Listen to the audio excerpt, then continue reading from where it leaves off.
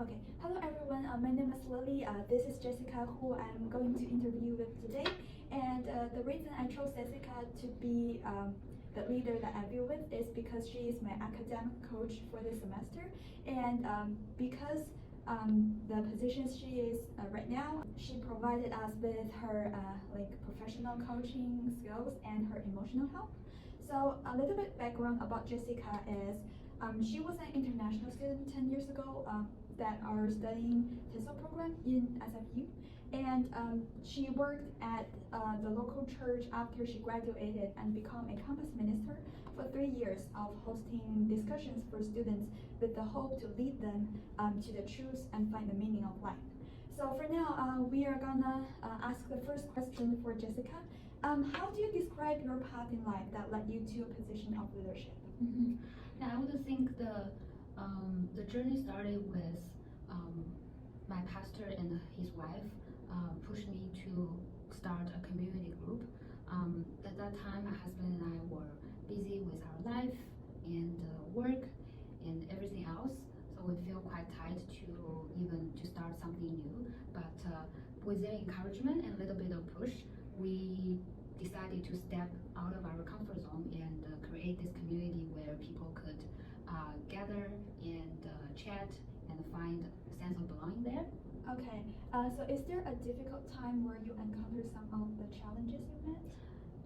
Yeah, I mean, to start something new is difficult because you have to plan things from the startup. You have to like set aside a certain time every month.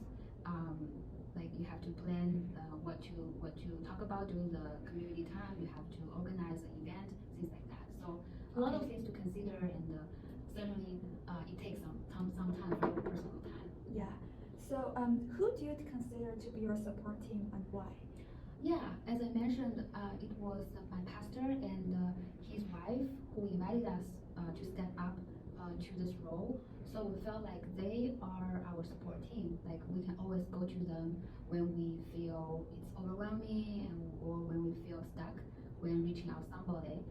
They're always there, like checking on us and offering prayers and counsel for us. Okay. I'm always curious about because as your experience, you were an international student once as us. So I just wonder, like, if you encounter some emotional distress, like how do you solve them? Because sometimes I can easily get stressed by either schoolwork or like international student life in Canada. So how do you solve that? That's a very good question. I think that is the whole reason I came to the church and eventually became a Christian. Oh. Yeah, like I can totally understand where you come from and what you have been through as an international student living in a totally foreign country, Yes. right? So I've experienced that loneliness and sense of disconnection when I first came here, and then I was invited to church where I feel like a sense of family. I feel people they are very loving to each other and support each other. So yeah, to answer your question, when I encounter emotional stress, I usually call my friends or my mentor in the church.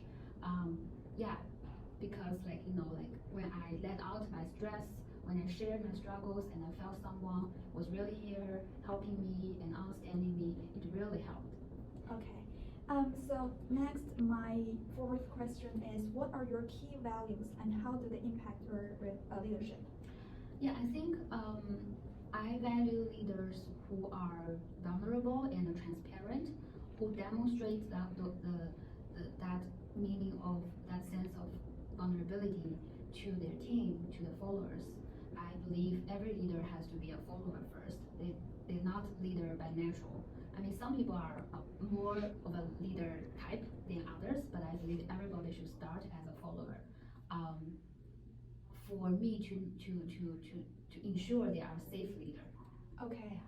So how do you describe a few key people in your life who have formed or impacted your leadership? Yeah, I think I'm very lucky. After I graduated from my university here in Canada, I started to work as a campus minister, and I was lucky enough to have my leader oversee my team. I always say she was the best boss in the world because she's not like a traditionally authoritative type of leader. Okay. She is very kind, very approachable, but she also like she's not afraid to share her struggles and or her emotional stress with us. But she's also willing to like lead with a vision. I Okay. believe to be a leader, you have to kind of stand at a higher place and see the whole picture. So when your team is tired or stuck, you are able to help your team like kind of encourage them with that vision. So Okay. that's what she does whenever we feel exhausted or we feel discouraged when meeting a difficult student. So yeah, I think she has this combination of vulnerability, bravery, and also I would say strength to lead us. Okay. Well, she really sounds like a good boss Yeah. to me. Yeah. Because I've met several leaders Mhm. before. Either they sometimes they also have weaknesses. Yeah, but I still admire their leadership skills. Yeah. So my next question is, how did you discover your sweet spot to know the profession that works best for you? Yeah, and that is a very interesting question. I think to know the profession that works for everybody, they have to know who they are first. Okay. So it is a journey of self-discovery. Like for me, I have to know who I am, what I'm passionate about, what I'm good at. Also, I have to know my limitations, like what I tend to shy away from, what I'm naturally nervous about. And that really helped me know like what kind of profession or what kind of setting um, is most suitable for me. Like I can use myself as example. Like I have been this coach for 2 years. I love this job because I feel like I am more of an introvert. So Yes. I do well. I do better in a small group or one-on-one setting, and I love to share my thoughts and stories and experiences with my students. But if it comes to a bigger group, like with more than 10 or even bigger size of a group setting, I tend to get nervous because I don't know if I could accommodate everyone's needs. I don't know what everybody's thinking about me. Yeah, so I kind of know that, oh, I usually excel more in a small setting. So that's why I like jobs like coaching, consulting, providing advice and counsel to my clients.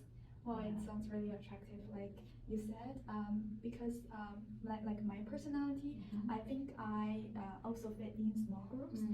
Because sometimes in bigger groups we can feel like unconsciousness, Yeah, and I will feel not that confident. Yeah, So I exactly. really understand you. Yeah, Yeah. they were probably similar types. Yeah. Yeah. So okay, so that will be our first 5 questions. The next 5 questions will be finished by my partner Carmen. Hi Jessica, I'm Carmen, that's Lily's partner, and today I'm gonna ask you some few questions about the leadership. Okay. Yeah, so first, can you describe your leadership style and your team to us, please? Yeah, so in terms of my job, I am not in a leadership position right now, but in terms of ministry, as I just mentioned, my husband and I are currently leading a community group, and I would think that as a project we are leading, and the team we have is just my husband and I, and the support team we have is my pastor and his wife.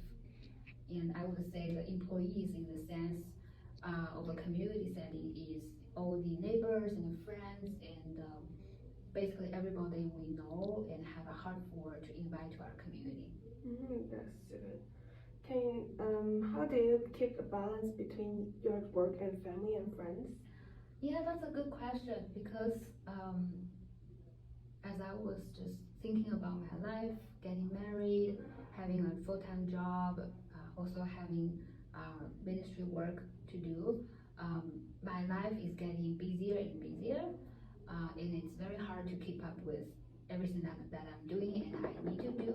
So I think to keep a balance between my work and family or friends or even ministry work is so important.